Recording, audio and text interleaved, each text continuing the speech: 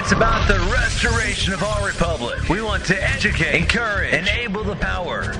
We stand for integrity, honesty, self-reliance, self-defense, and most importantly, no compromise on our foundational principles. This is America's Voice Now.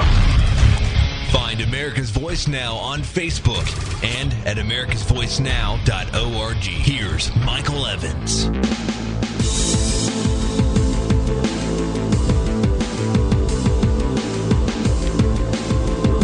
Good morning, America.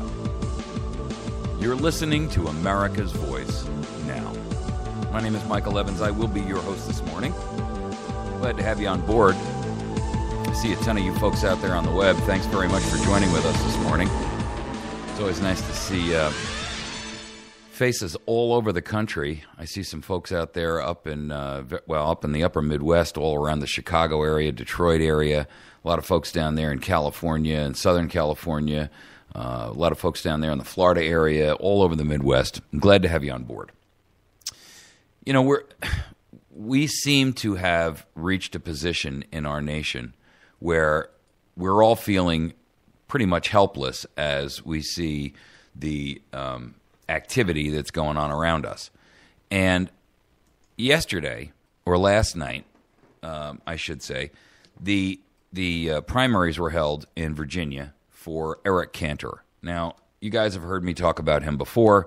He's a guy who came on board back in 2000. He is the majority leader in the House, which is one seat away from the Speaker of the House. He is not what they call the majority whip, but it's his job to lead people and get the votes in order. Now, in the last year or two, he's been making a lot of noise about immigration, trying to get it through, even though it's completely and totally 100% against the Republican platform, if you will, or at least their stated goals. And last night, he got trounced.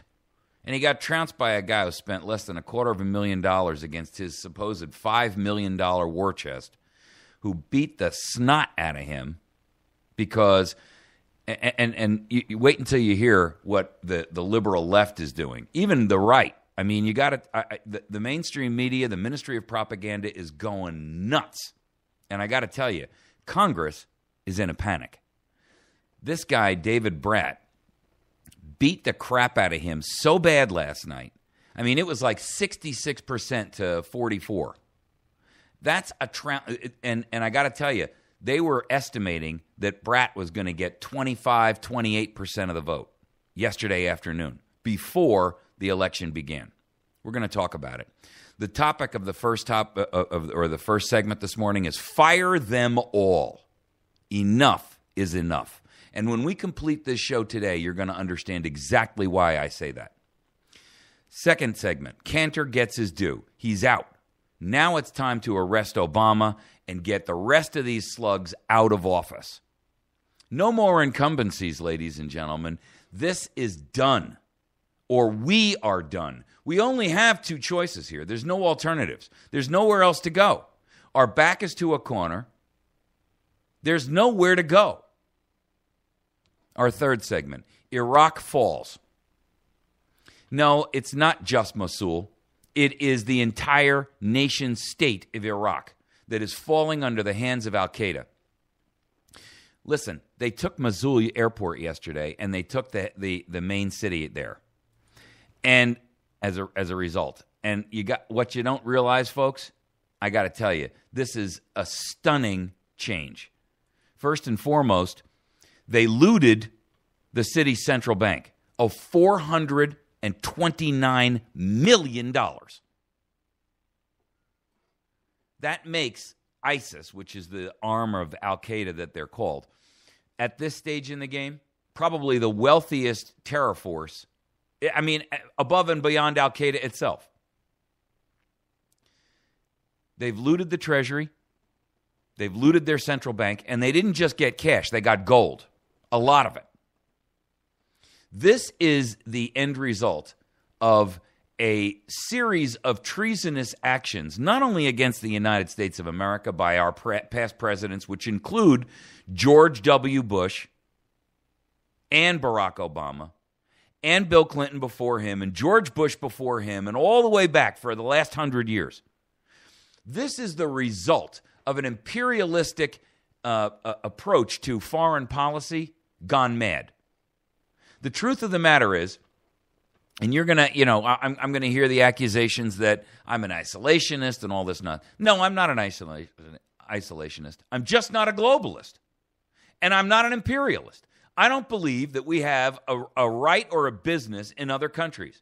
I think we should be drilling for our own goods right here. I think we should be producing our own energy right here. I think we should be telling the gasoline and oil companies, you know what? You're welcome to be in business, but you're on your own. But no, we can't do that because we don't have a capitalist market anymore. We don't have free markets. We don't have free enterprise. What we have is a corporatocracy, owned, managed, and run by a group of large multinational, transnational corporations who have used and bought and sold Congress for their own personal and nefarious ends.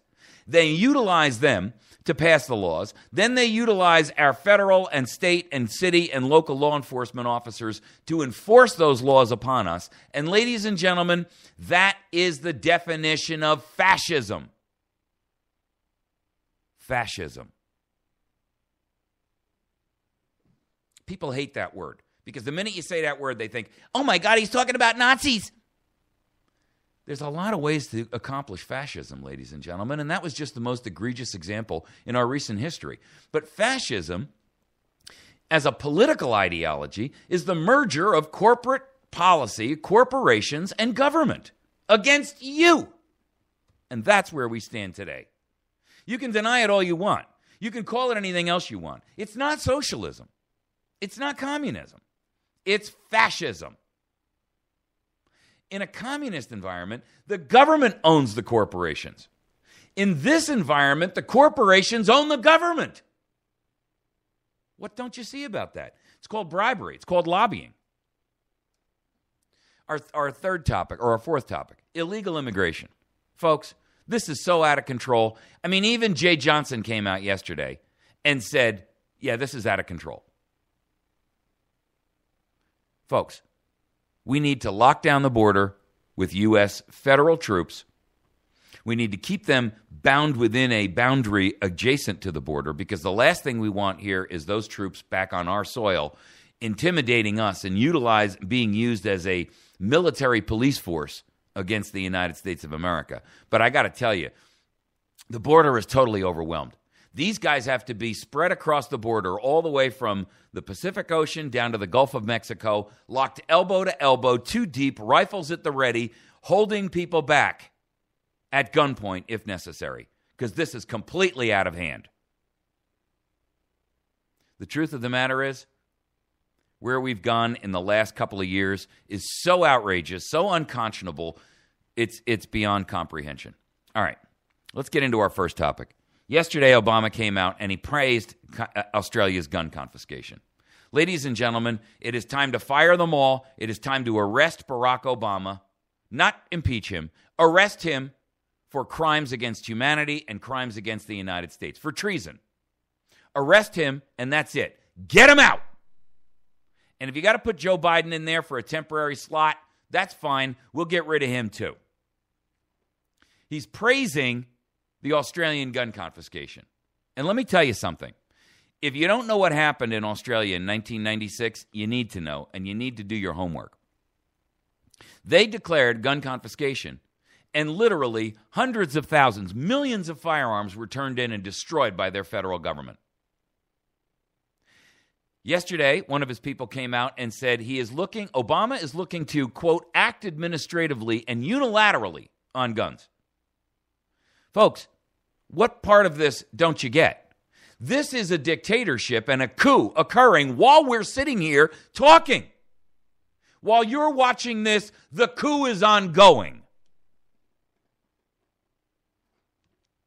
First and foremost, lock down this border and arrest Barack Obama. Lock the border down with troops. Fire every Republican, fire every Democrat, fire every member of Congress, fire every member of the judiciary, fire every member of every agency and seize and lock those agencies down. ban the Federal Reserve, ban lobbying, hold a massive general election. Now we can take a deep breath and turn this nation back onto the pathway that was outlined by our Constitution. We need to color within the lines that was created by our Constitution. Stay within the framework. You learned that in kindergarten, folks. We need to cut $2 trillion a year of legislative burden and regulations. $2 trillion. Do you realize what that burden is on a $16 trillion gross domestic product? And it's created by all of these federal agencies that have no authority, no right, no legalized permission to exist. There's no constitutional basis for them. We require every illegal in the nation to register. Those of you who are unwilling to register, you're out of here. The minute we find you, you're gone. We're not asking questions. We're going to throw you on a plane, and whatever country of origin you came from, you're gone. That's it. End of argument. We're not even going to ask their permission. We're going to land at an airport, we're going to push you out, and we're going to take off again.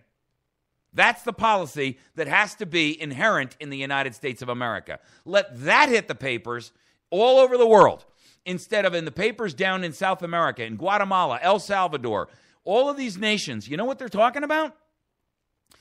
Their headlines are reading, go to the United States, they won't throw you out. Free amnesty for everybody, free health care, free citizenship, free schools, free hospitalization,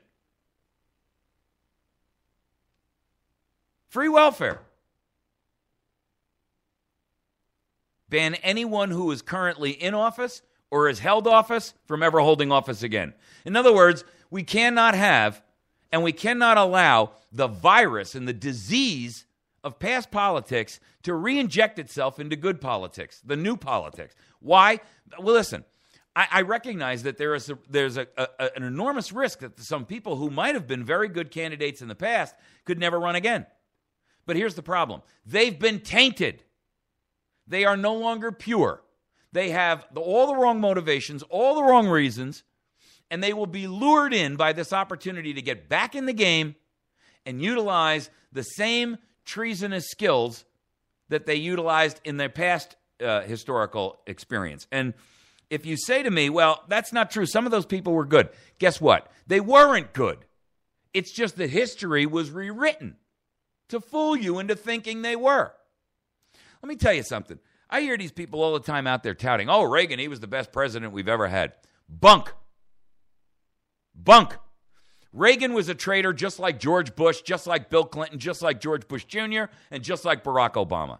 The only difference was he had an entire cabinet made up of Council on Foreign Relations members. The entire cabinet.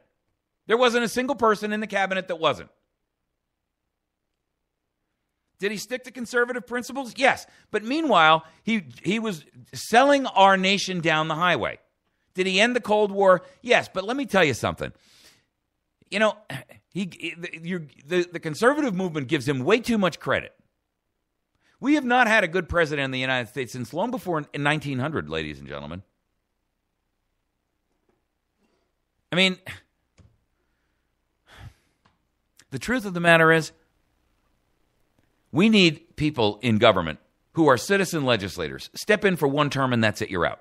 That's it, you go back home. 1 year, one term limit. 1 2-year term in the House, 1 6-year term in the Senate, you're done. You cannot run for an alternative on the other side. You can't run in the House and then run in the Senate, then run in the House, then go to try to be president.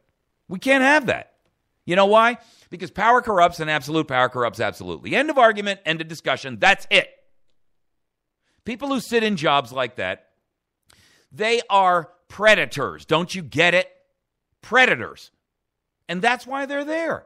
Because those are the type of people that a lifelong tenure and a career in government attract. It's like a magnet that attracts metal filings. Don't you understand? It has nothing to do with whether they go in there with the right attitude or the wrong attitude. There is something deep-seated wrong in their psychosis, in their psychoses. The problem is that the people that run for office are inherently flawed. They have the I got to have power at any cost gene. And there's no way to excise that.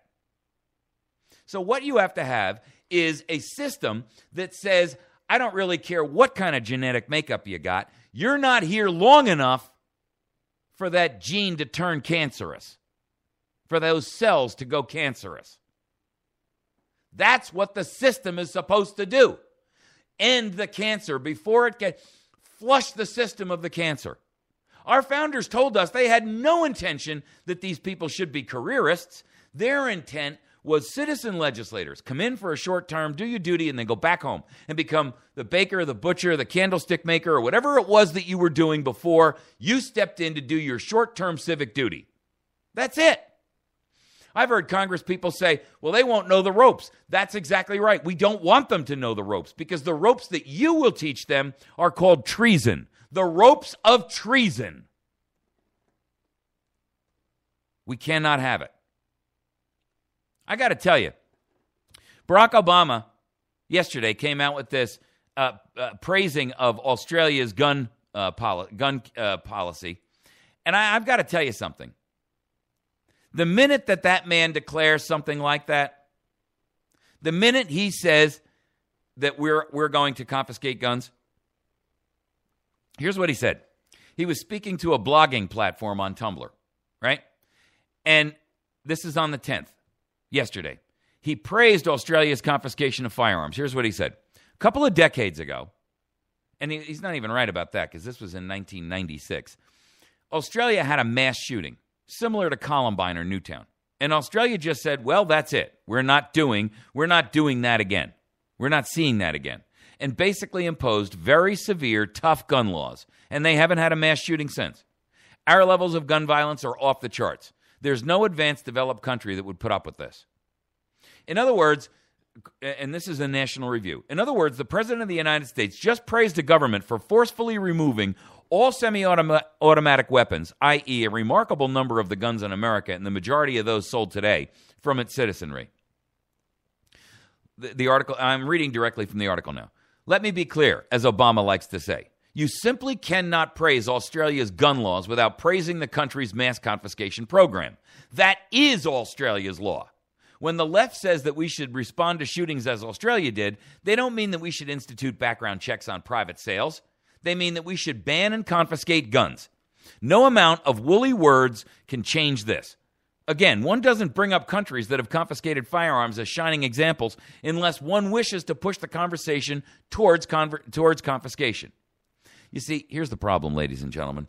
This is Obama's statement of the trial balloon. This is the same crap he did with the DREAM Act. He started talking about the DREAM Act 2 years before he instituted it. And then suddenly, boom, it was a policy. Well, I'm telling you this right now. First and foremost, we have this thing called property rights here in the United States. And I don't care what anybody else says, and I don't care what the liberals and the progressives say. The minute you announce gun confiscation, you have declared war against the United States of America. The moment that the president, or any president, and I don't care who that president is, announces such a policy, it's on. The Civil War is on. A full-scale, full-blown civil war, blood in the streets civil war. Do you know why? Because a declaration of confiscation is a declaration of war. It is the final step before the 100% lockdown totalitarianism that we have seen being developed and generated over the last 5 decades. You don't understand, perhaps, the import of that statement. The truth of the matter is that statement alone should be justification for the arrest of Barack Insane Obama. Not to mention Benghazi, not to mention the border, not to mention all of this lawlessness that's going on. The IRS, the Fast and Furious, the healthcare debacle. I'm tired of liars. I'm tired of a guy who cannot open his mouth without lying. Sick of it. I'm tired of a guy who trades enemies for another enemy. And 5-1 at that rate. You got to be kidding me. What kind of insanity is this? The truth of the matter is, America has fallen. And Barack Obama is leading the charge. He is the man who has unlocked the gate from the inside. He is the shadowy, dark figure, and this has nothing to do with race. This has everything to do with the color and the tenor of evil. And he is the dark and shadowy, substantial figure that has unlocked the gates from the inside and allowed the enemy to enter. End of discussion.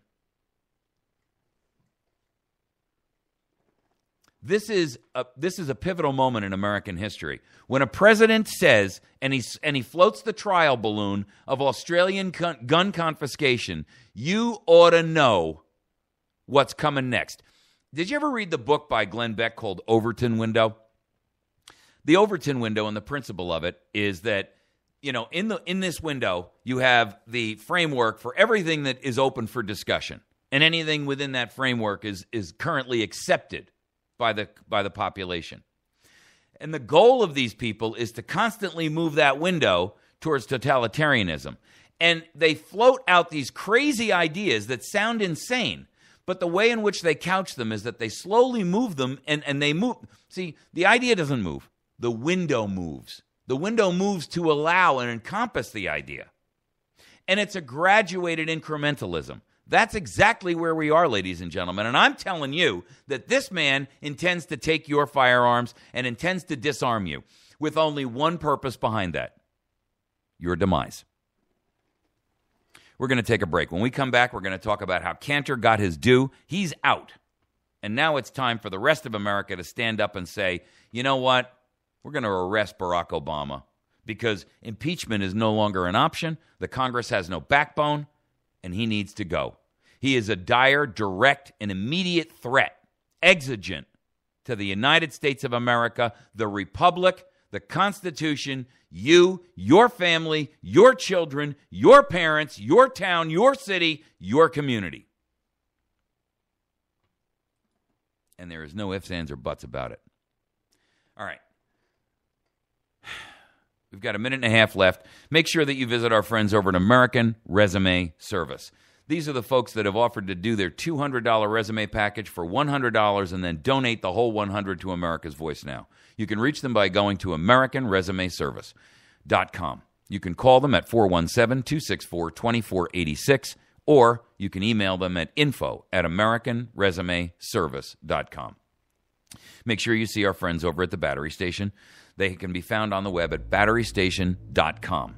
Outstanding organization and one of the great product deliverers for batteries and electronic products. They've got everything that you need for self-reliance, self-sufficiency, bug-out bags, whatever you want to call it, survival gear, all kinds of stuff. Find them on the web at batterystation.com. You can also call them at 417-257-7799. That's 417-257-7799.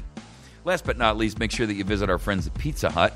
Here in West Plains, this Pizza Hut has actually stepped up to the plate and supports this program. And make sure that when you get in there, you let them know that. On Tuesdays and Thursdays, they have reduced lunch prices. And then on Tuesday evening, kids under 12 eat free. It's Pizza Hut, one of the best pizza places in the world, with an outstanding lunch special and buffet special. All right, we're going to take a break. We'll be right back. When we come back, Cantor gets his due. He's out. Now it's time to arrest Obama.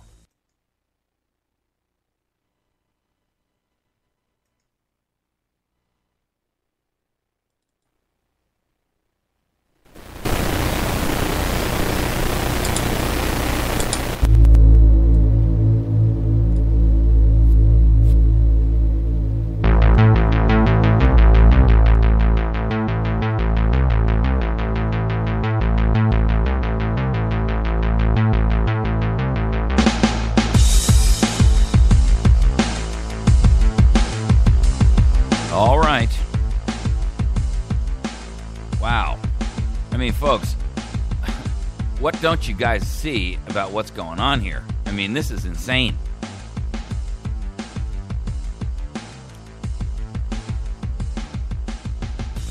Eric Cantor, the majority leader yesterday, got his comeuppance. This is the guy who scrubbed his, and he's a Republican, so don't accuse me of being a Republican. The truth of the matter is I'm a patriot. I'm an American patriot. I believe in the Constitution, and that's it. I don't believe in party platforms. I don't believe in any of the lies they've been telling us for decades. For the last 150 years, the duopoly of Republican and Democrat have completely and utterly destroyed this country. And I couldn't give a rat's rear end for either one of them.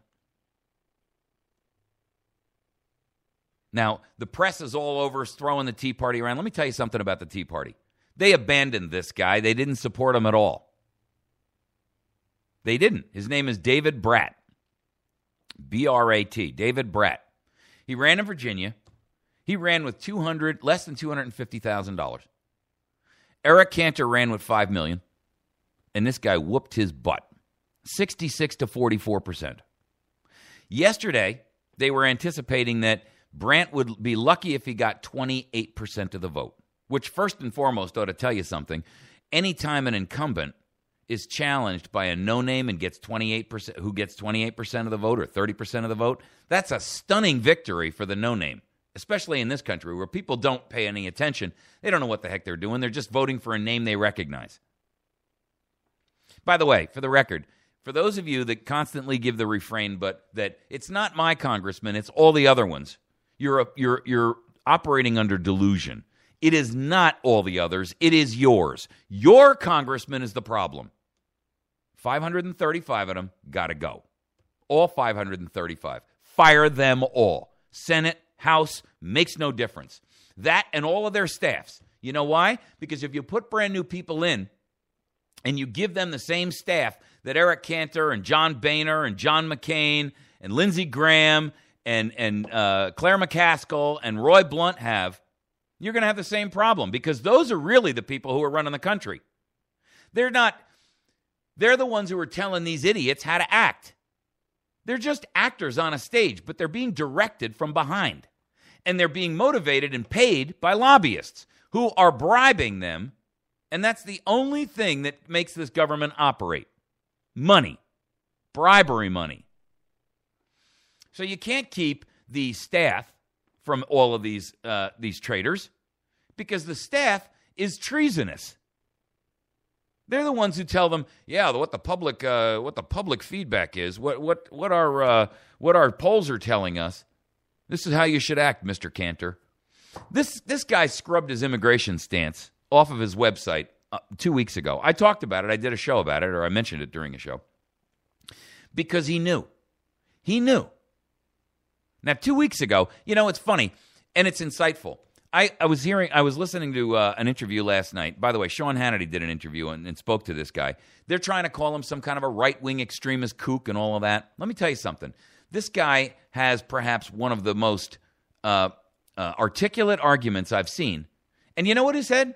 He said, all I did was stand on the platform that the Republicans espouse, but don't follow.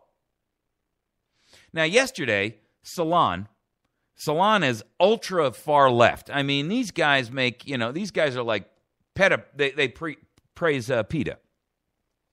Here's what their headline was. Drudge's new fixation. Eric Cantor and the right's frenzied paranoia. I want you to hear what propaganda sounds like because when you hear this, and it's a brief article, I'm going to read it to you because it is stunningly creative. All right? And it is propaganda. Here's what it says. Drudge's new fixation. Eric Cantor and the right's frenzied paranoia. Now, I want you to listen to this because this got published yesterday in light of last night's news. Eric Cantor should beat his primary challenger tonight, but the anti-immigration crowd has already made its point. So they show this on the top. They say, as a hobby, interesting how he uses the phrase, as a hobby, scanning the Drudge Report for signals of what the rabbit hole the conservative brain has gone down at any given point, has lost some of its novelty over the years. That first sentence ought to tell you everything that you need to know about a guy who writes like that.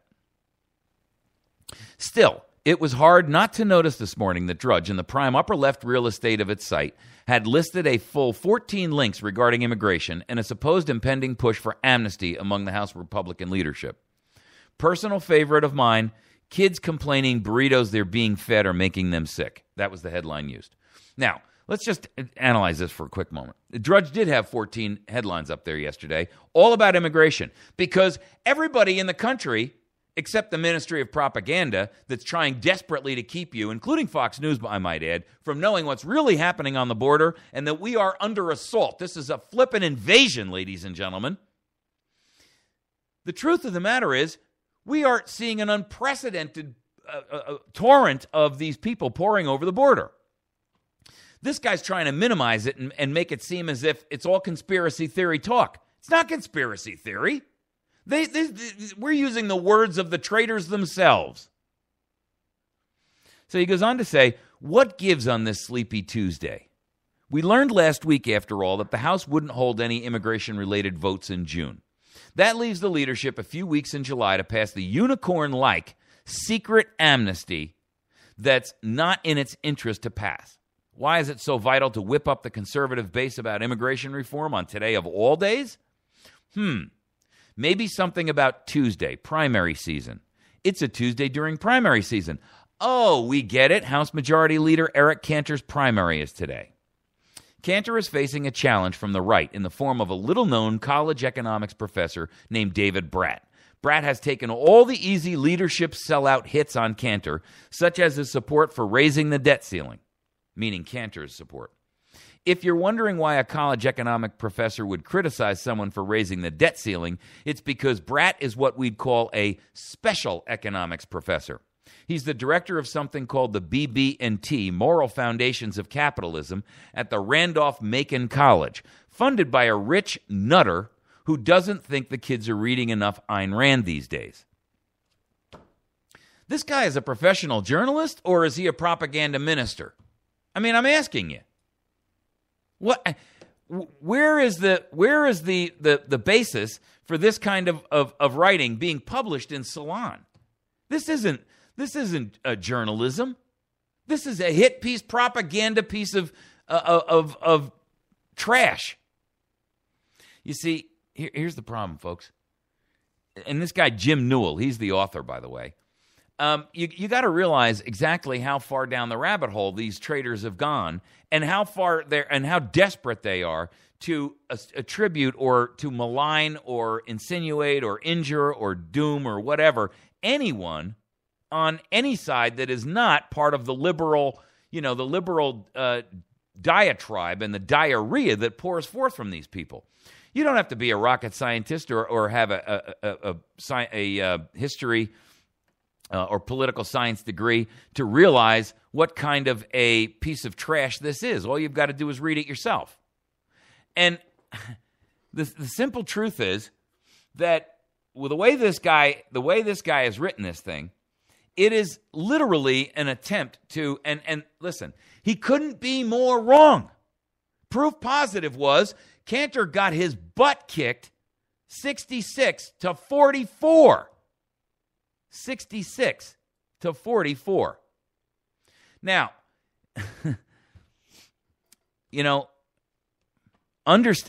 look, I can't even finish reading the article because they're throwing and they're trying to allude to the fact that the Tea Party is part of the program here. Let me tell you something, folks. The Tea Party abandoned this guy. They didn't help him. They really didn't. The Tea Party did not help this dude. He had $250,000 running against an incumbent who spent $5 million. I listened to him last night on Hannity's program. I saw him do a live interview. And the guy was rational. He was logical. He was reasonable. Everything he said made sense. He had nothing in there that would lead you to believe he was some kind of an extremist. He didn't throw anything out there about about anything that was off the table. In fact, he sounded to me like a Republican sounded to me 30 years ago.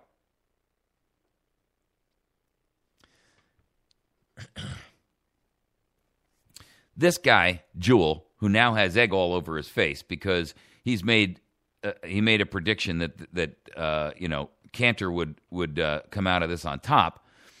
Today, the headline on Salon is, Cantor fall brings a huge lesson. The GOP pays attention to its base because it votes in primaries, and the Democratic base is ignored because it doesn't. You got to be kidding me. Then The next headline right below that is Tea Party eats its own. Why Cantor's right-wing obstruction wasn't enough. Folks, this is stuff which you could see coming right out of Goebbels' mouth. And forget the fact that he's a Nazi. He's just a worldwide, world-renowned, best-known propagandist who was able to accomplish the impossible, getting an entire country to follow fascism and treason, self-treason, self-immolation, self-destruction, national suicide. And that's exactly what Salon and Huffington Post and the Wall Street Journal and the New York Times and all of this mainstream media is about. The truth of the matter is, folks, Cantor got his due and now he's out. All we need to do is follow it with the rest of them. And I got to tell you, this election in 2014 isn't going to save a damn person. It's not going to save this country.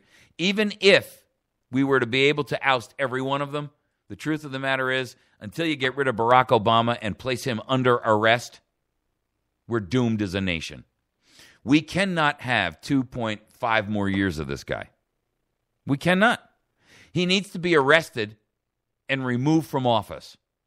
And he needs to be arrested for clear violations that, not an impeachment. An impeachment is not a punishment. And in impeachment, there's no assurance that he'll be removed from Congress. From office. And we cannot wait until 2014's election in November to then begin the process, because when they get that, let's assume for argument's sake that they do get the Senate, okay? Let's just play this out for a minute. They get the Senate. Then nobody gets input into the office until January. Then they need 6 months or 8 months to get acclimated, and they're come in. They're all timid. We don't know what to do. We don't know what the rules are. We have to learn the ropes from the traitors who were here before us, blah, blah, blah, blah, blah. Now we're a year and a quarter away from 2016, and guess what happens? Everybody says, well, we're so close now, Meanwhile, the country is... Listen, I got to tell you, we're not making 2016 no matter what happens right now. At the current present situation, as it sits right now, without a drastic, massive change, we will not make 2016 as a nation. We will be bankrupt. The entire economy will collapse.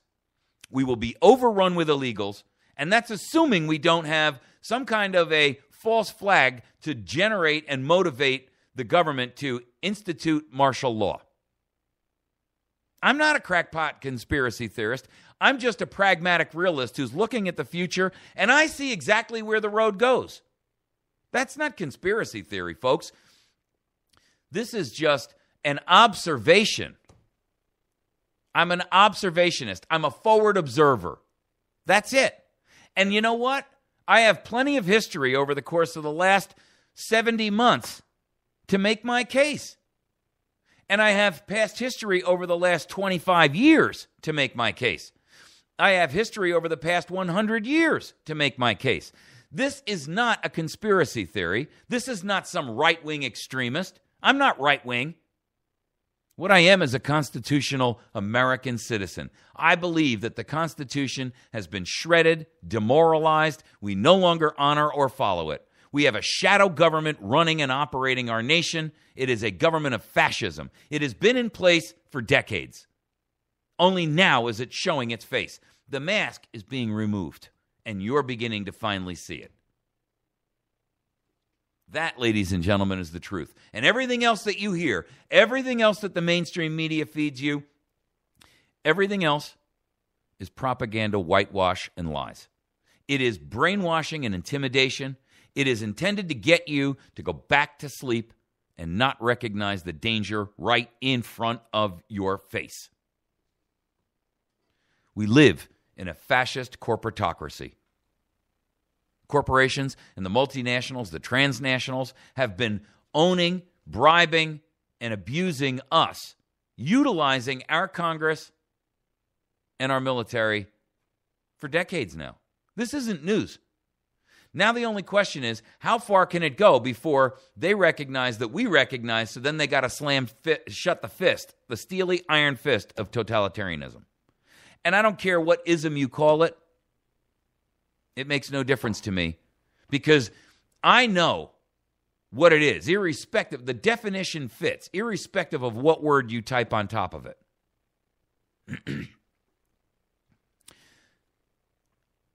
Eric Cantor deserved to go. How Lindsey Graham withstood is beyond my comprehension. And what's his face down there in Tennessee? I mean, you got to be kidding me. Mitch McConnell. You know, Eric Cantor was arrogant enough to think this guy couldn't hurt him, and he got whooped. Mitch McConnell fought against his independent with like a lion, and he beat the crap out of that guy, utilizing an enormous amount of money. He took it seriously. That makes him an even more formidable enemy, though, folks. You see, at least Eric Cantor was arrogant enough to let his pride get in the way, and he lost his race as a result of it. Mitch McConnell, however, has no pride. You know why? Because he's been in there even longer than this guy. This guy's been in there for 14 years. But Mitch McConnell and Lindsey Graham, these guys are long-time players. They have no pride. They will stop at nothing. They will stoop lower than a human being could imaginably go. They will crawl underneath a snake's belly to maintain their position of power. I'm telling you, this country is in a complete and utter total shambles. We live in a fascist police state run as a corporatocracy. And anything that you hear or see that belies that, watch and follow it back, and you will see it comes to money. It comes to power. It comes to the people that want you to be fooled. Unless we remove Barack Obama from power, and we cannot do it through impeachment. So therefore, we are down to one method. Arrest. He needs to be arrested. Did you hear what I said? He needs to be arrested. He needs to be arrested and removed. Because there are no other alternatives for us. There are no other solutions for us. There's nowhere else for us to go. You see, our back has already passed the wall. There's nowhere we can turn. We can't back up anymore. You know the policy of the Castle Doctrine? Castle Doctrine says when someone comes in and invades your home, you don't have an obligation to retreat. Now, many states don't have a Castle Doctrine, but the principle that they give you is that you have to retreat, even though it is against your own best interest. You must retreat, and you can never use deadly force to protect and defend yourself, right? That's their theory. Castle Doctrine says the opposite. It says you have no obligation to retreat. Someone enters your home, pow, it's on, it's over, case closed. And there's only one story to tell, right? Ben Shapiro, he just wrote a book. And I got to tell you, I there are some things I don't like about him, but he's the editor-at-large for Breitbart. And this book is called The People versus Barack Obama, the criminal case against the Obama administration, which he claims is a criminal enterprise like the mafia. Now, I don't care whether you like that mental image or not. It makes no difference to me. The point is this. His argument is we need to remove the president from power, and we need to remove him by any means necessary, including a citizen civil action against him, because we can't get the Department of Justice to do it. Who's going to do it? We can't allow the military to do it. Then it's a military coup. So where do we go? Here's what he has to say.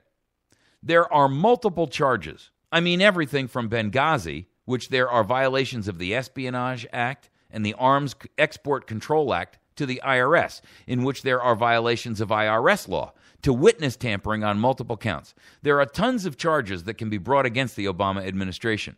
But I'm arguing here, but what I'm arguing here is this is really a criminal enterprise like the mafia. Basically, President Obama never has to give a direct order. All he has to do is sit atop the chain of command and let all of his minions do whatever it is that he wants. This is why the RICO Act was created originally. It is to wrap all of this kind of stuff into a bundle and then allow for prosecution.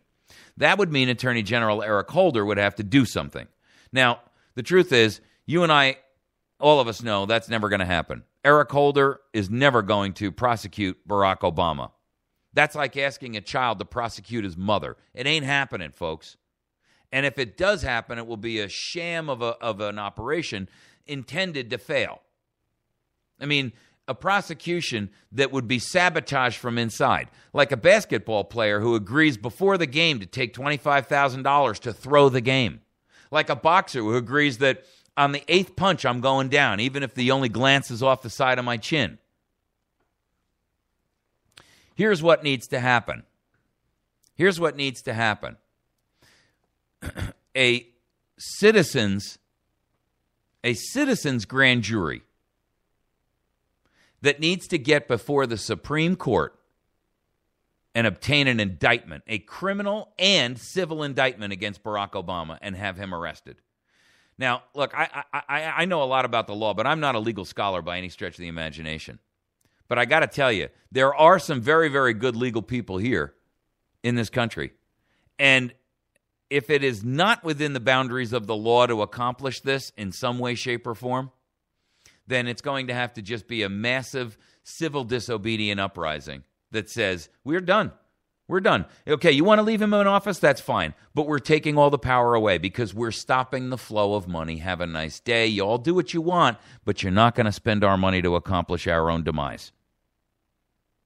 I've outlined that strategy 1,000 times for you guys. If you don't know about it, go back and look. You got over 1,000 videos up on YouTube. But whatever the strategy is, I got to tell you something. It better be implemented really, really fast.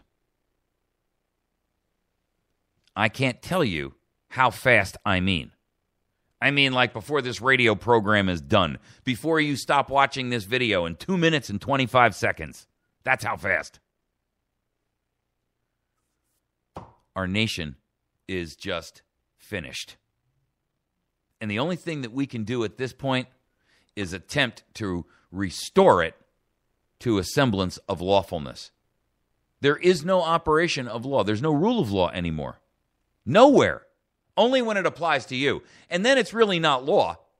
Then it's this subjective, selective prosecution to punish enemies. That's not law, folks. That's not law. That's treason. That's fascism. That's dictatorship. That's oppression. But it sure ain't law. We're going to take a break. When we come back, we're going to talk about Iraq. Mosul fell the other day.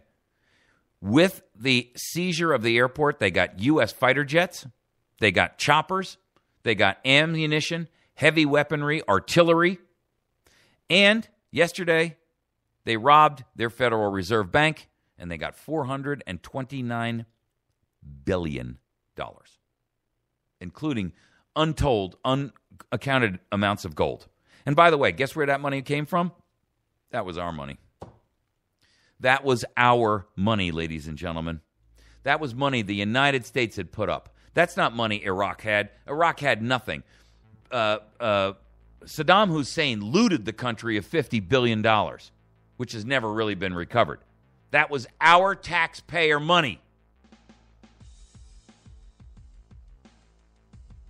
We'll be back in just a minute. You're listening to America's Voice Now. If you want to communicate with me directly, you can. You can email me at mike@americasvoicenow.org. Listen, last chance. If you have an opportunity for me to come down and speak to a group that you head or a participant of, you want me to speak at your church, I will lay it on the line in a way that no one else has ever done for you before or your group. But I'm telling you, I'm not going to shy away from the harsh statements that have to be made. But somebody's got to say this stuff, folks. I'll be right back. Mike@americasvoicenow.org.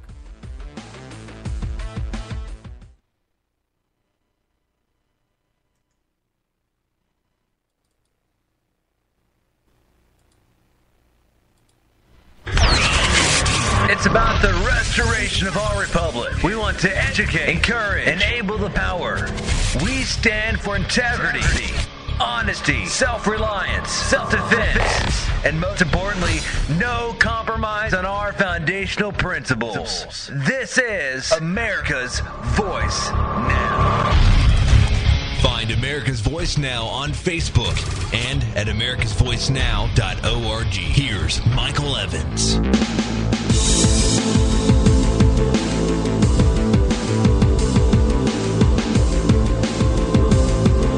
Good morning, America.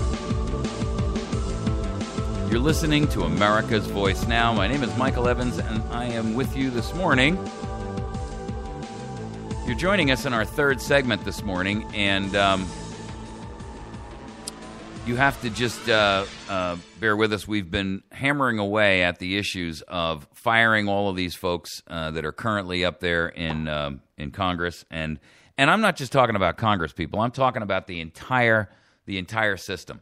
All right. Before we get into this topic right now about Iraq and how it's fallen, yesterday, for the record, Iraq fell. Mosul was taken over. They got U.S. fighter planes. They got choppers. They got heavy weaponry, including artillery. They got guns, ammunition, all of it supplied by the U.S. And they broke into the federal treasury, and guess what? They got $429 million. Excuse me. Hang on one second. We're going to bring Mike Slack on. Mike's going to talk to us about the Go Green Festival, which is coming up. Mike, are you with us this morning? Mike, are you? Mike? Yeah, can you hear me? Very busy news day. I can hear you. Can you hear me? Yes, sir. Gotcha. Speak up a little bit, though. Okay. Well, I wanted to remind everybody about the Go Green Self-Reliance Festival on June 21 and 22. Okay. Give us the details on that, Mike. Sure. I'd encourage everybody to come out both days this time because of all the great speakers we have. On Saturday, you will be speaking. Okay. We have Bob Gaskin from Black Dog Survival School, who's pretty well known. Dan Collins from Survival by Preparedness. We have Doug Brethauer and Jim Hart, who's an MSU professor. They will have the wood gas-powered pickup truck and a wood gas-powered generator. Mike Brown will be speaking on steam engines, electricity for your home. On Sunday, we're going to have Dawn McPherson on herbs and home medicines, what to do when there is no doctor. Lynette Pate, a former guest on your show, an organic guru. Yep. Let's see, we'll have Bob Gaskin again talking about what to do with your pets when there is a major disaster, how to take care of them. John Moore, a radio host, he'll be talking about his views on climate change. He thinks it does exist but is not man-made and has some ideas on what to expect and how to handle it. Let's see, we're going to have Mike. Give us the dates. Mike, give us the dates of the program again, because go ahead and give us the location of where it's being held at. June 21 and 22. That's a Saturday and Sunday. That is the weekend after this coming weekend. Okay. In Thayer City Park, 20 miles south of West Plains on 63, by the Rodeo Arena. Gotcha. Now, how can also live music all day both days? How can people contact you if they want to either be a vendor there, or they need information or directions or information about how to get there? Can you give them a phone number? They can actually go to. Sure, they can go to AVN's Facebook page and find info, or they can call me at 417-264-2435. Okay, so it's 417-264-2435. Is that correct? Yes, admission is free, vendors are free. Outstanding. Yeah, Mike, this is how many years have you been doing this Go Green Festival? Because it's been a very, very successful program. You've had it going on now for what, about 5 or 6 years? Started in 2009.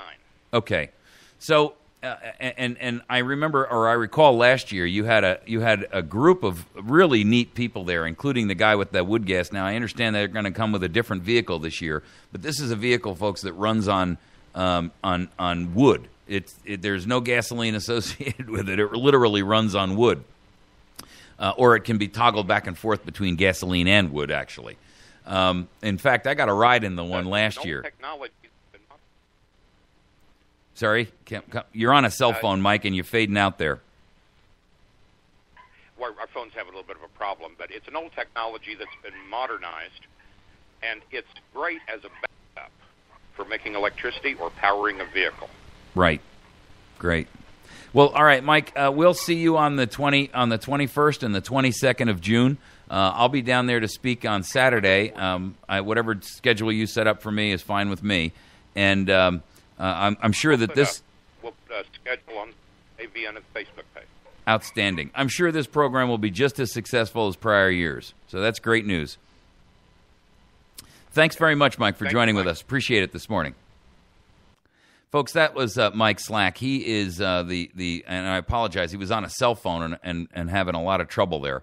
The program that he runs is Go Green Festival. And this is a festival that is held down in Thayer, Missouri. It's in the South Ozark area, so if you're within a reasonable travel distance, it's a great opportunity for you to come out there. He has guests there and they're speakers, of course, but there are all kinds of guests there. That Mike Brown, perfect example. Mike is a guy who builds steam engines, and he can steam engines that you can then hook up to a generator to produce electricity. He is also one of the foremost experts on the creation and manufacture of alcohol to be used as an alternative fuel. He even has a special carburetor, which he is the patent holder of and supplier of, and it's meant to take this carburetor and replace an existing carburetor on a gasoline engine so that you can run it on alcohol. So if you have an opportunity to get out there and see Mike or call him, if you'd like to be a vendor there, if you've got a product or a service that you think would be a good fit, you can call him at 417-264-2435. You can also find information on our website at americasvoicenow.org, and then you can also find that on our Facebook page at facebook.com/America's Voice Now. All right, I want to get into this issue with what happened over there in Mosul yesterday, because I got to tell you, folks, this is a serious, serious problem. When they broke in and took Mosul over, and this is they call themselves ISIS. It's a division, or if you will, an arm of Al Qaeda. They are beyond a doubt they are jihadists and Islamic Sharia law extremists. You know, their goal is to turn everything into this Islamic and Muslim caliphate. Now, the Islamic State of Iraq and al-Shams, which is called ISIS, they are now the richest terror group because they just got $429 million from the central bank that now exceeds whatever all of the other terrorist organizations that are far more well known and far larger. I mean, we're talking they have more money now than the Taliban. They have more money than Hezbollah. They have more money than Hamas, Al-Shabaab. Folks, what's transpired here is an example. It's an example for us of the complete and total lack of, and frankly, it's more than a failure of both the Bush and the Obama administrations. This is a failure of our national stated policy run by a group of traitors and treasonous who are filling Washington.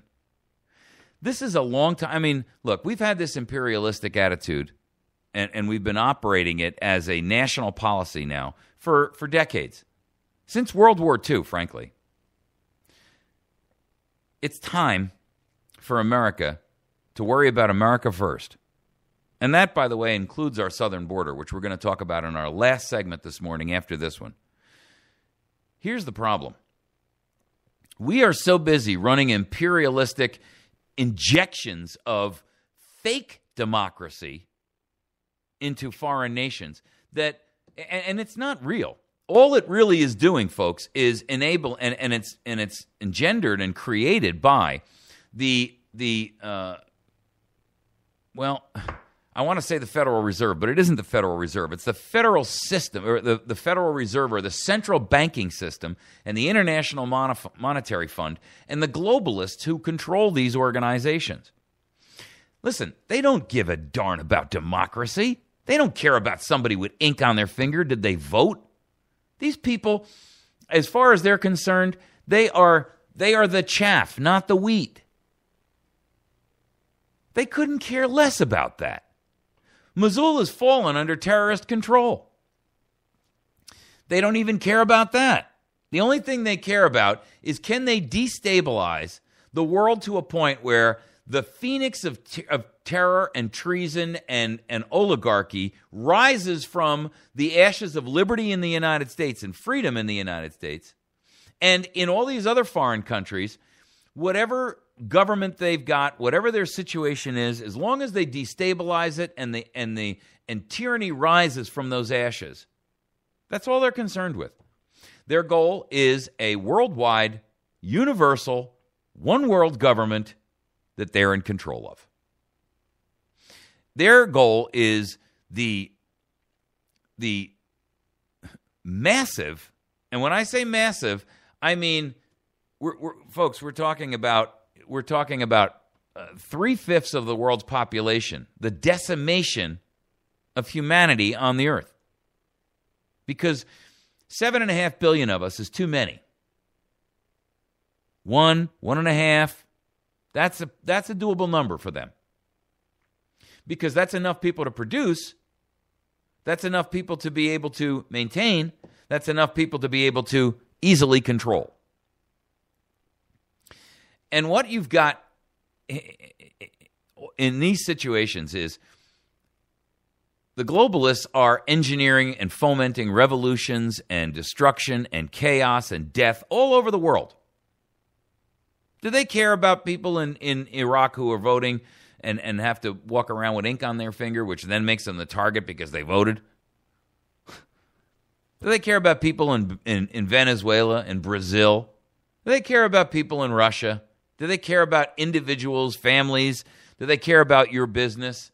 No, only to the extent. I mean, now, yeah, if you're a vintner and you make a fine wine, they care about keeping your business alive and maybe keeping you alive if you're the secret ingredient that makes that wine special, because they enjoy that. But that's pretty much it. Everybody else is expendable. For real, folks. Get with it. Understand what's happening. That is what all of this, and if you think for a moment that these weapons that are being dispersed and distributed to all of these terrorist organizations around the planet are not engineered, you're operating under a delusional fantasy. It is. Because there's no other way for them to get them to them in such a massive scale without some observation and somebody raising a flag. So, you know, the whole thing in Libya with Benghazi, that was all about weapons of mass destruction being transferred around.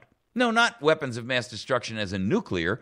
Weapons of mass destruction as in a weapon that can, 20,000 Stinger missiles that can pull down every airliner in the air. Come on, people. Why at the end do you think this won't? Because starvation kills millions, tens of hundreds of millions of billions without a shot being fired. By allowing these Islamic terrorists to gain control of Mosul, and if you don't think that this was engineered, all you got to do is look back at our policy over there. We just pulled all of our troops out. Frankly, we should have never been there in the first place. We should have let Saddam do what Saddam does. And, you know, there was another way to solve that problem without killing a single American, and that would have just been to send a special squad over there and blow the guy's brains out. But we can't do that because governments have instituted this rule that says, you know, we can't kill each other as heads of state. I mean, it's okay if we kill tens of thousands of our peasants. It's okay if we kill millions of our peasants. But, you know, I'm a head of state, you're a head of state. We're not going to kill each other. You got to be kidding me. What's amazing is that we as a nation, we as a country, allow this to go on.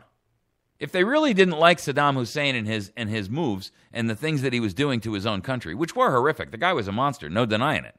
But he's no different than the monsters that you currently have, including Barack Obama. You think Obama is any different than Saddam Hussein? Come on. Really? He just hasn't descended openly to the same levels of destruction, of evil. But engineering the destruction of a nation of 315 million people? Come on, people. And you know what? Obama and Bush before him, they were just as evil. What do you think rendition was? You think it was limited to a washcloth over the guy's face while a glass of water was poured in his nostrils? Really? Really? Go ask some guys who did interrogations in Vietnam and ask them if waterboarding is the worst thing that they can do.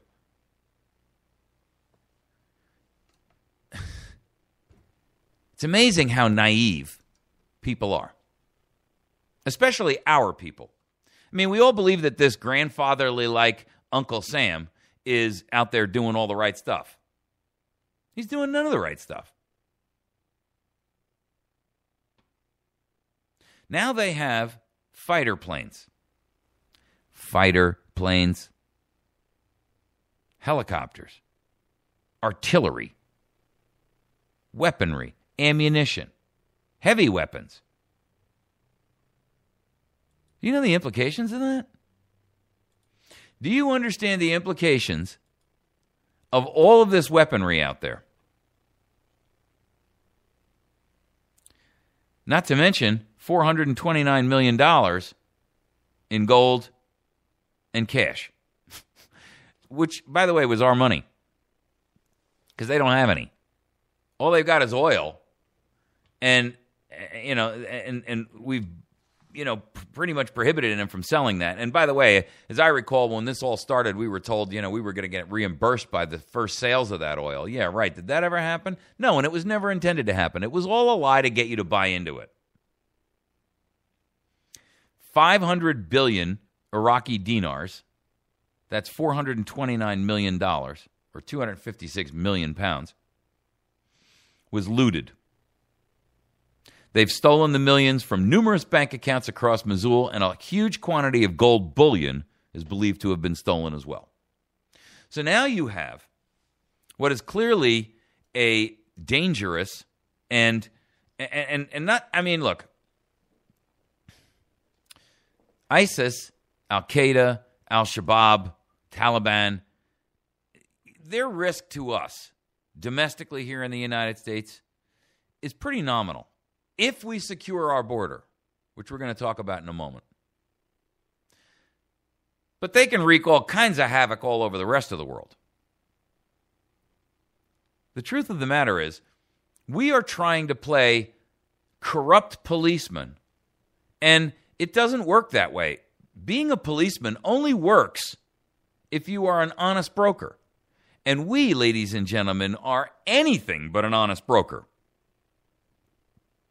The United States of America and the government that is running our foreign policy, and it's not limited to Obama. It was Bush before him. It was Clinton before that. It was Bush before that. Reagan before that. Carter before that. You can keep on going back. Here's the deal, folks.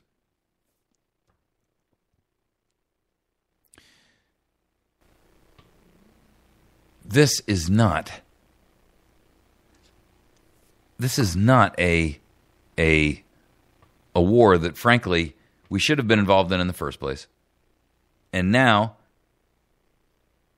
through intended or unintended consequences, and I don't really care how you look at it, because it doesn't really make any difference ultimately. Now that it's happened, this is going to spread death and destruction for hundreds of thousands of people. Also that these people can play power games. Like they play this game like it's Risk, Monopoly, chess. They're safely ensconced in their $10,000, uniforms and outfits, silk suits and $900 shoes, putting them up on a $25,000 desk in Washington, D.C.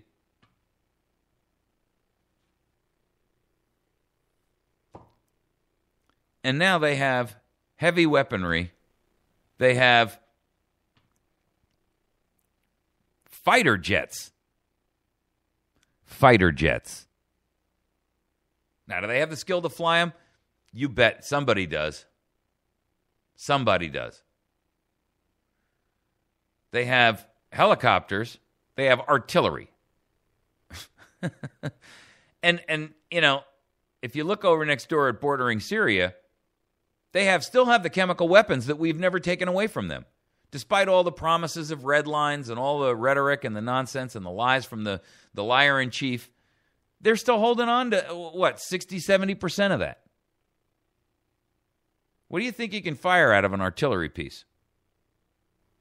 A long way away.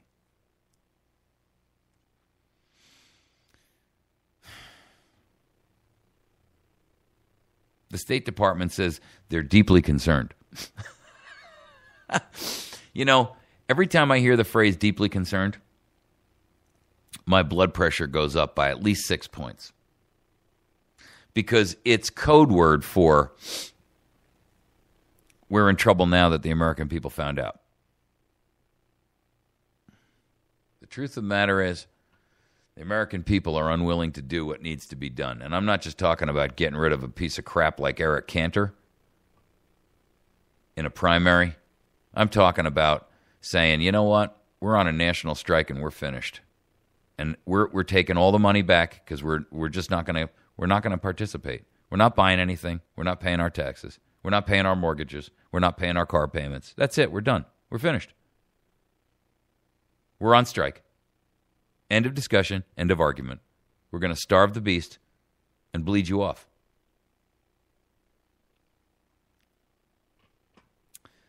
The only other alternative we've got, ladies and gentlemen, and even this wouldn't work without massive reform in our country, and that is the arrest of Barack Obama.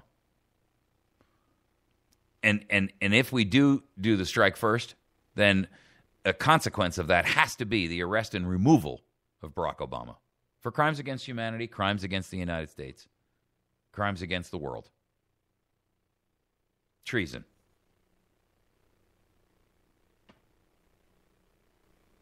There are no other alternatives, people. There really aren't. And guess what? We've still got folks over there, and we've got folks over in neighboring Afghanistan. And with that kind of weaponry, they can do an enormous amount of damage. In fact, for the record, we've had more American soldiers wounded, injured, and killed in the years that Barack Obama has been in power than...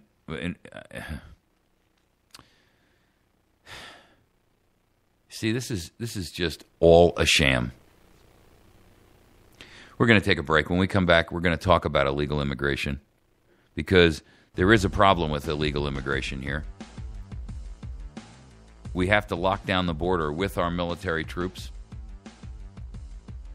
We have to lock it down, seal it shut, and bristle it with firearms and say, if you cross this border, you will be shot on sight. That's the end of it, folks. There is no other salvation for our country. We have a right to do that. It is our country. Castle Doctrine. Remember? Castle Doctrine. We'll be right back.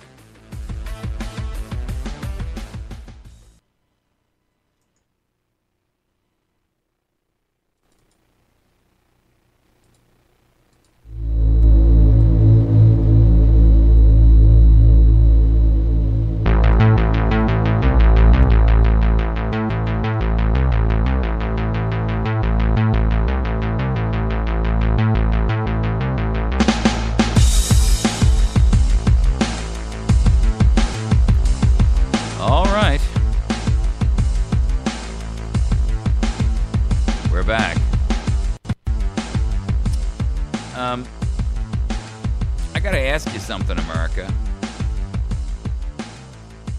Are you willing to cede our nation to a foreign invading force?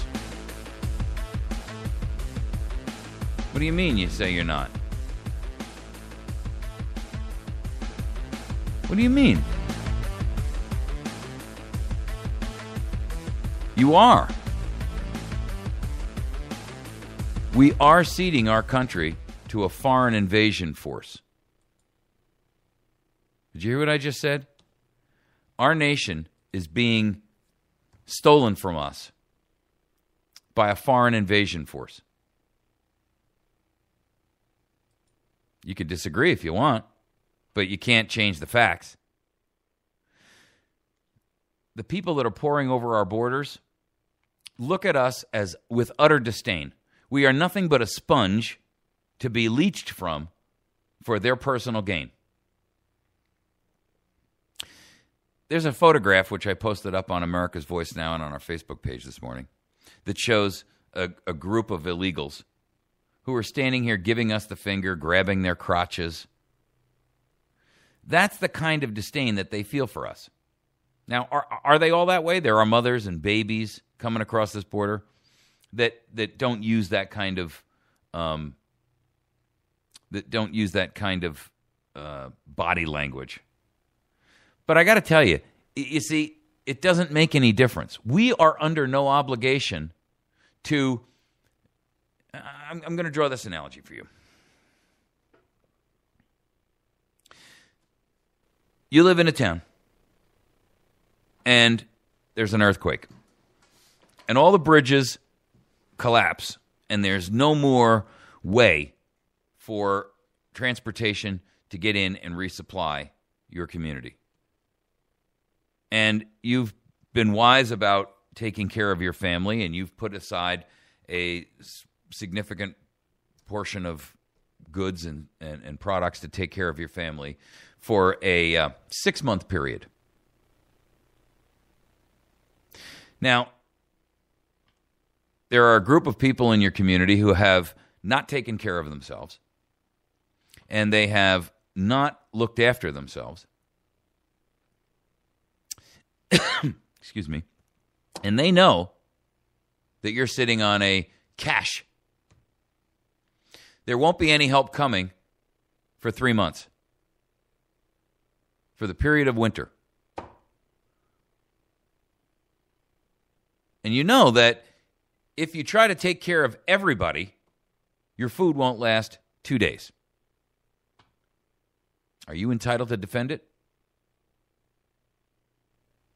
I mean, if there's no help coming for 3 more months, are you obligated to distribute all that you've put aside to take care of your own family and your own children and provide 2 days' worth of sustenance to everybody else who all had the same knowledge and opportunity you did, just frittered it away? Our situation here is similar to that. The United States is a wealthy country. These people are coming here with the intent that they can benefit from what we have. But you don't see a bank open its doors and say, anyone who wants to can have free money. You don't see a grocery store open its doors and say, nope, the cash registers are off today. Anybody can have anything they want. You don't see a store open up its doors and say, we're going to allow 2% of people to take whatever they want. No questions asked.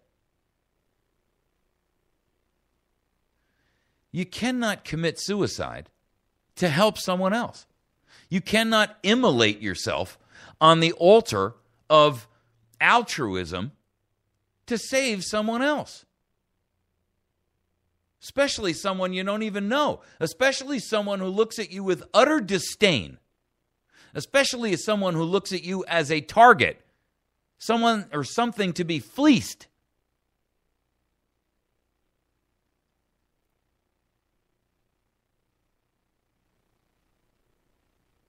Now let's take that scenario and change it around a little bit. You've got a community of 1,000 people. They all want what you have. Most of them are saying, listen, we'd really appreciate it if you'd just help us all out. And you know that if you feed those 1,000 people, it's only going to last 2 days. But there's a couple in that group, 10, 20, who are standing up and saying, either you give it to us or we're going to kill you and your family and come and get it. What option do you have? Well, the first thing you do is remove them from the equation. Whatever that takes. Why? Because they will generally and eventually get everybody else to think in a mob mentality. And if you don't think what's going on throughout all of South America is a mob mentality, you're smoking dope. The newspapers down there are touting amnesty. Amnesty promised by Barack Obama, the President of the United States. Free entry, free health care, free food, free welfare, free citizenship. They won't arrest you. They won't remove you. You're free to come, and you're free to stay. And when you get there, they're going to give you food. They're going to give you clothing. They're going to pay your electric bill. They're going to take you to the doctor and make sure that you're taken care of. Are you kidding me? Who obligated you? Who obligated me to bereft and bankrupt ourselves for people that we don't know, who live thousands of miles away from here? We're the most generous nation in the world, but there is a time, ladies and gentlemen, where you must call a halt to it. And we are way over that boundary. Jay Johnson, the traitor who runs Homeland Security, he came out and he said, he admitted that there's a need for border reform. But he says he readily acknowledges there's a problem with the border that needs fixing, which is a departure from Janet Napolitano and her position. She said she never would admit to that. But the truth is, if you listen to the people who are on the border, they're all telling us the same thing. We are overwhelmed. We are hammered. There's nowhere for us. The conditions, I mean, listen, folks. It's so overwhelming. They're just dropping them off at bus stations and saying, you're free to leave. They have no idea whether we'll ever be able to stop them. They don't care. The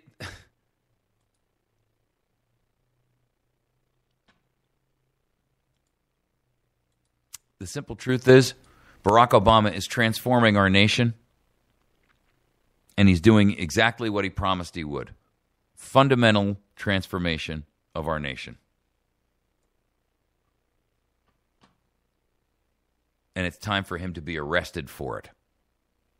I'm saying it flat out, ladies and gentlemen. I'm not couching it behind some soft and nice talk about maybe we ought to impeach him and all of that. I'm telling you flat out, this piece of trash has to be arrested and his activity has to be stopped.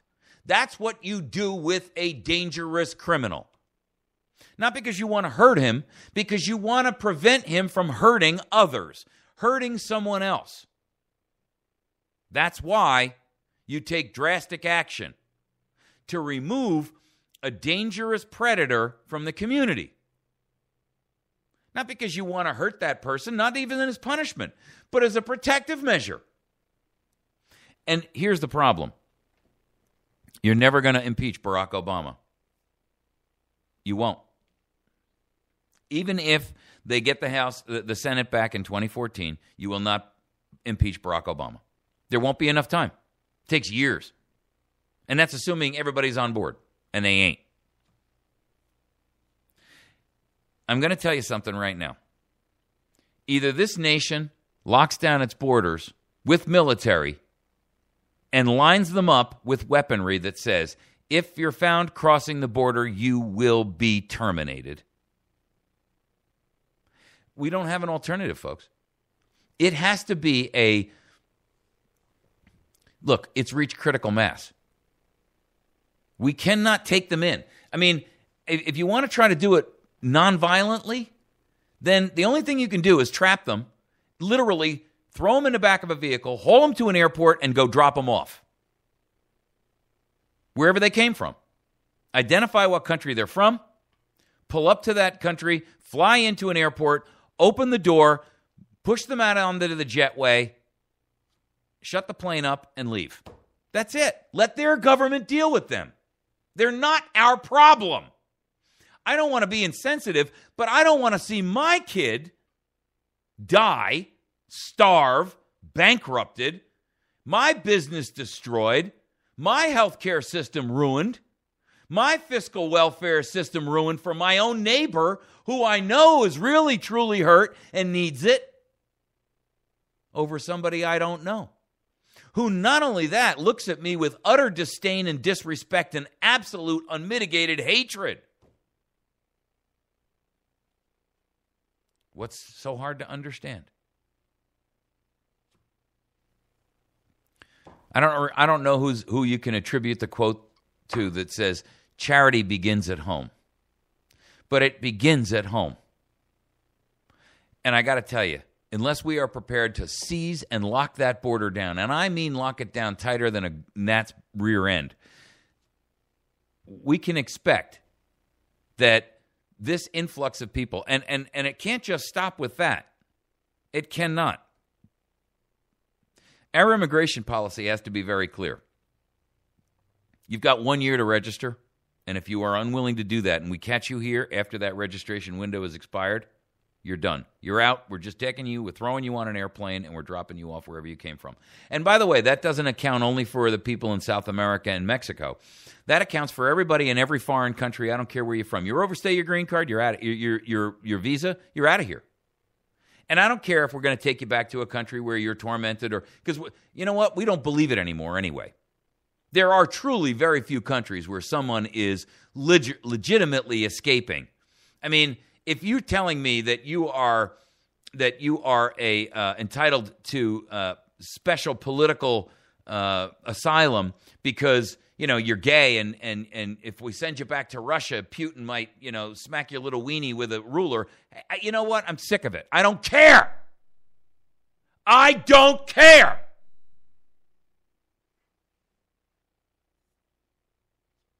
It's got to stop. This is our nation. We cannot allow it to be overrun. We cannot allow an invasion, and that is what this is. An absolute, unmitigated invasion of enemies. And I got to tell you, if you think there are not a vast and massive number of sleeper terrorists who are sneaking across that border, you're a fool. Our country is loaded with them. They already know beyond a reasonable doubt, without a shadow of a doubt, that a lot of the people that are coming across the Mexican border, they're Islamic militants who costume themselves as South Americans. From pick your country, it doesn't make any difference. Did you know that? No. You know why you don't know that? Because the mainstream media isn't telling you that. And they're not telling you that for a reason. I mean, if Americans knew that, we'd be up in arms. And our weepy, teary, we've got to help them. They're just innocent babies. Hey, listen, I get it. The world's full of innocent babies. But we cannot just empty our nation to take care of all the innocent babies. We're not God.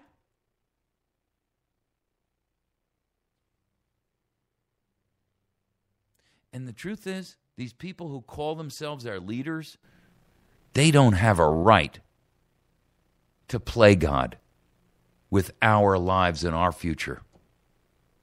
They don't have a right to play God with your future, your business, your family, your health care, your taxes, your income. They don't. You didn't authorize that. Show me where in the contract it says Congress has the right to strip you of your wealth and your sovereignty as a human being and give it away to someone else. Someone you don't know. Someone who despises you. Someone who hates you. Someone who looks upon you as nothing more than a mark. Show me where it says that. Pull the contract up. I want to see that clause. Doesn't exist. You think our founders would have put up with this nonsense? Think they would have allowed this to go on? What do you think they would have done? How do you think they would have reacted? They gave border security to the federal government as a delineated, limited authority. Why? Well, because the federal government was in a better position to just do it than one state at a time. And that was obvious. But when the federal government has failed, utterly failed, and is in fact working against the benefit of the 50 states, it's time for the 50 states to say, you know what, you're finished. You're done. That's it. We've given you all the opportunity, and now you have actually sold us down. You've become a traitorous, treasonous entity. You are betraying your duty to us, and you are working against our best interest.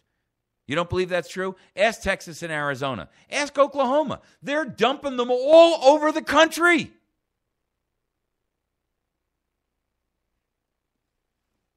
Oklahoma can't take care of Oklahomans. Texas can't take care of Texans. Arizona can't take care of their own Arizonans. How are they supposed to take care of a massive influx of people who are absolutely destitute? And how are the people who live in that state supposed to support that? They can't take care of themselves. They're on the edge of financial and utter destruction and ruin as well. Listen, this is the fundamental transformation you were promised, and you're getting it good and hard. And the only way that you're going to end this is force it to end, and you're going to have to force it to end with force. You got to remove Barack Obama as president, and he's got to be arrested. He has to be arrested in a way that is comported and commensurate with the Constitution, but it must be done, ladies and gentlemen. I know that there's no clause that says you can arrest the president, but you can charge him with treason. The difference is we've got to figure out a way to charge him with treason and get him out of there, and we've got to do it in a way that comports constitutionally. I'm not enough of a constitutional scholar to tell you how to do that. But I got to tell you, time's up and we're finished. There's nothing left for us to talk about. There's nowhere else for us to go. We're painted into the corner. Fire them all. Enough is enough. I'm telling you, folks, this is the time we are at. We don't need to compound this with we don't need to compound this situation. Okay, let me start this again. Let me scrap that entire statement. Here's the problem that you have. We must be a defensive force for our country. It is our job to defend it. And we are out of options as to how we can accomplish that task at this stage. We literally are out of options. We can't, no one in a position of authority is willing to do what's got to be done. No one. And I frankly don't know how I don't know how we do it. I mean, I wish I was enough of a constitutional scholar to outline a plan and say, here's the, and listen, it doesn't have to comport with what, the Supreme Court, who declares themselves to be the final arbiters of the law, states. It doesn't, because, this law that they tout as the rule of law, the law applies. It's a law that's a shadow. It's a figment. It doesn't really exist. It's a law that they've created to corral you, but to them it doesn't apply. So if it doesn't apply to them, then it doesn't really apply to you either.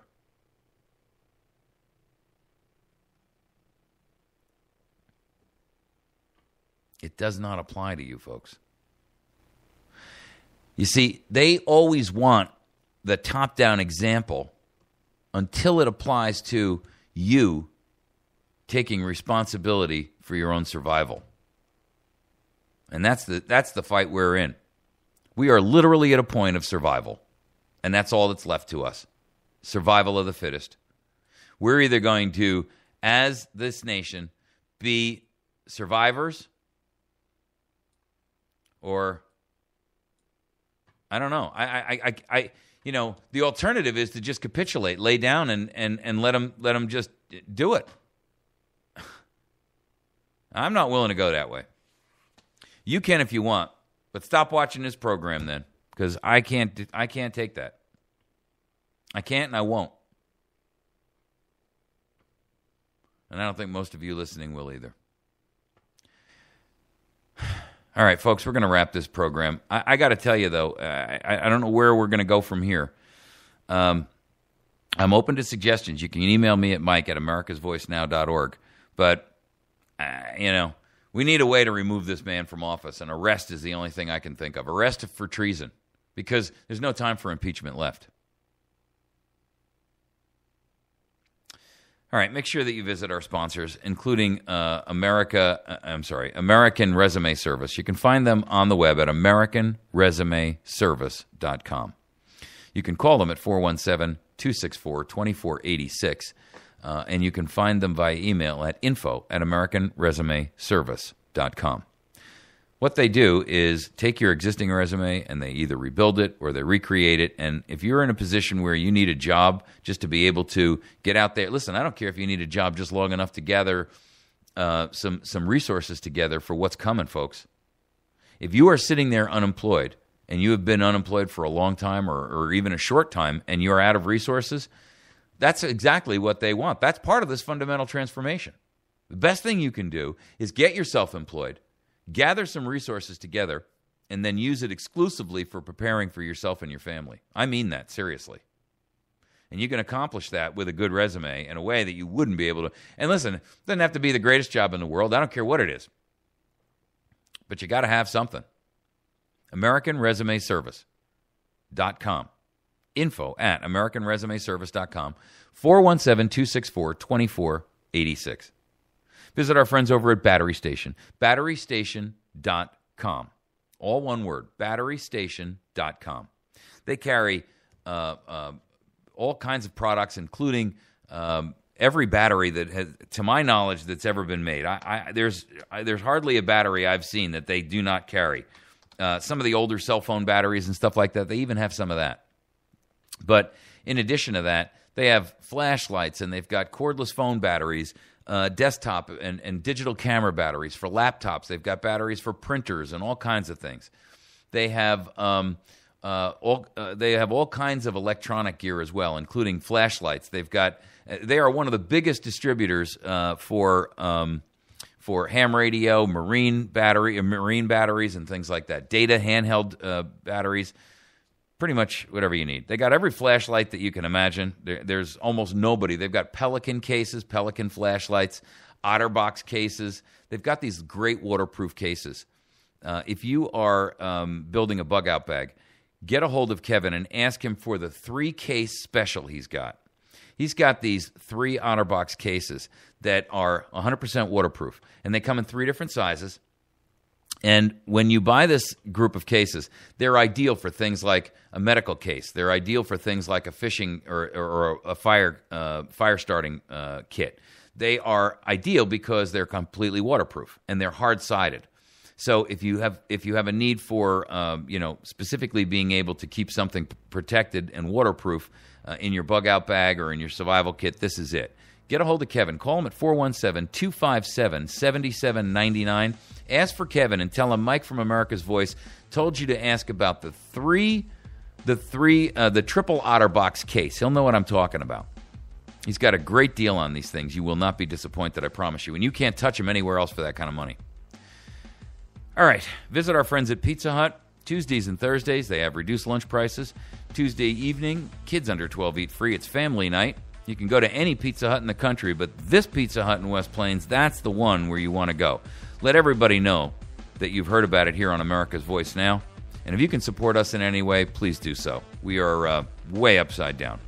Have a great day. Take care of yourselves, and God bless.